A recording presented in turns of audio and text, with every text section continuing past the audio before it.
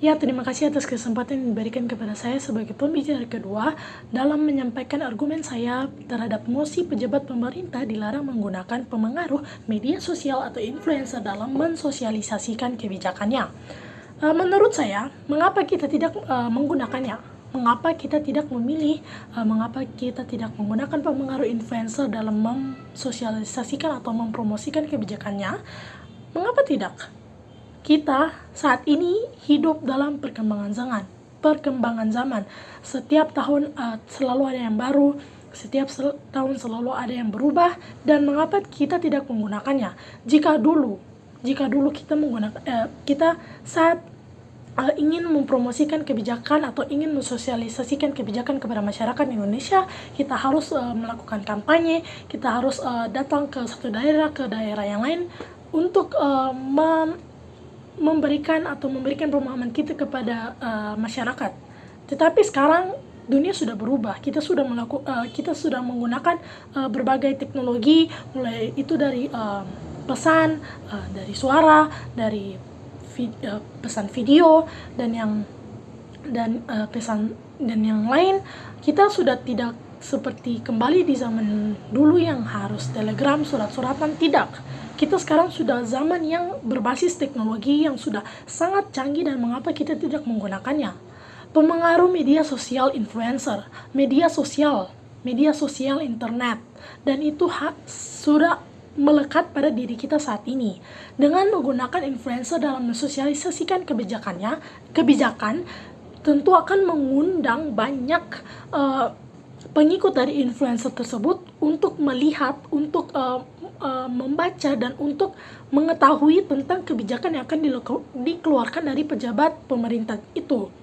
Dan influencer itu juga kita harus cari tahu terlebih dahulu tentang konten-kontennya. Jadi bukan kita sebagai pejabat pemerintah tidak hanya langsung main copot influencer A, B, C untuk mempromosikan, mensosialisasikan kebijakan itu. Tetapi kita juga harus melihat baik itu secara segi konten, baik itu secara segi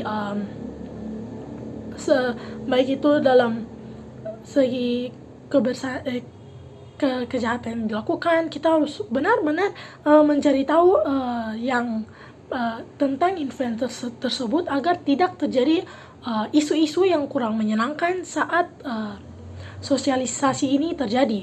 Dan dalam pemilihan influencer ini tentu kita mencari yang betul-betul memahami, betul-betul yang mengikuti arus perkembangan Indonesia, mulai itu walau itu dari aspek politik, ekonomi, sosial budaya, dan yang lain. Kita harus mencari influencer yang betul-betul memahaminya, karena saat nanti dipromosikan kita pasti tidak mau akan terjadi isu yang besar. Sehingga kita dalam pemilihan, dalam kerjasama, kita bukan hanya sekedar mengirim garis besar kebijakannya, tetapi kita juga harus bertatap muka, mencari tahu, berdiskusikan, mencari tahu bagaimana apa yang benar dalam promosi kebijakan ini.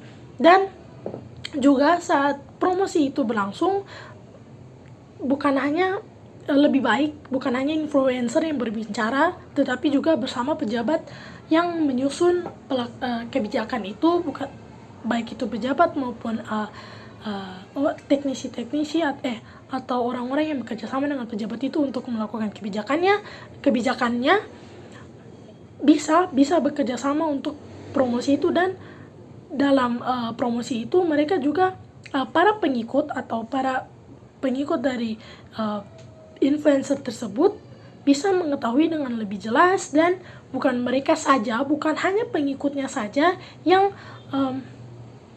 mengerti, tetapi bisa pengikut tersebut bisa berbicara kepada keluarganya, kepada sahabatnya, sehingga banyak orang yang mengetahui kebijakan yang akan dikeluarkan oleh pejabat pemerintah ini.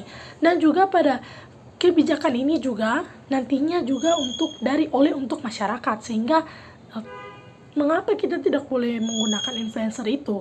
Selanjutnya juga konten yang akan diberikan bersama pejabat ini juga harus positif dan tidak ada unsur yang menyinggung baik itu menyinggung masyarakat dan juga menyinggung pejabat yang lain, sehingga pemahaman yang diberikan harus sesuai dengan kebijakan yang akan diberikan. Selain itu juga perkembangan zaman, seperti yang tadi saya bilang, perkembangan zaman itu sangat perlu.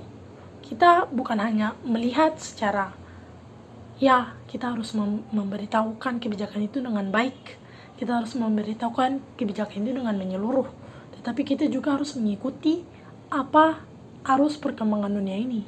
Karena kita tidak hanya menetap di satu zaman, kita tidak hanya menetap di satu masa, karena akan terlihat terdahulu atau terlihat konyol seperti itu. Kebijakan yang dilakukan yang akan diberlakukan nanti dari pejabat pemerintah ini juga saat pengesahannya juga membutuhkan banyak suara, sehingga guna dari influencer atau pemengaruh media sosial ini juga sangat berperan penting, bukan hanya untuk mempromosikan tetapi juga menarik opini publik yang setuju dengannya, agar saat pengesahan nanti hak masyarakat dalam untuk memilih bisa direalisasikan dengan baik, bisa tersampaikan dengan baik itu dalam masa-masa promosinya sedikit terjadi percecokan, tetapi jika hal ini bisa tersampaikan dengan baik, maka hak masyarakat untuk memilih dapat digunakan untuk pengesahan kebijakan ini. Itu saja argumen dari saya, pembicara kedua. Terima kasih.